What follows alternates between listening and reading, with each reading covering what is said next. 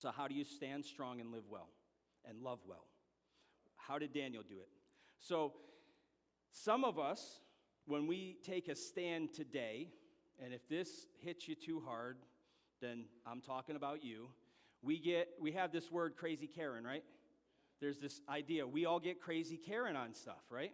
We go crazy, we make public protests. Instead of Daniel making this public protest and going, forget this food and throwing it on the floor, it's offered to other gods, I'm not doing this, right? And making a big, bold, fight, right?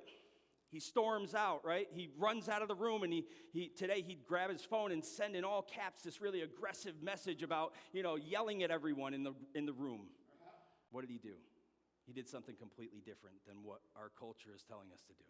He's telling us he's going to show respect, right? He did it in a respectful way. He challenged, but he did it in a respectful way. So let's look at it. So before we get there, if we have something that's a hot button for us, that raises us up and we're saying we're not doing that, we have to remember that people are watching.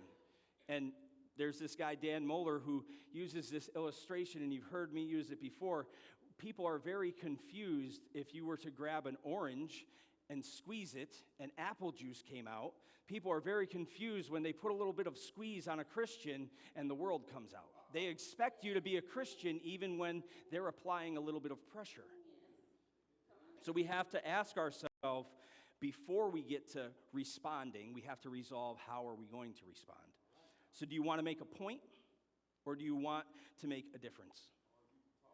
Do you want to make a point, or do you want to make a difference? Because we can go around making points all day.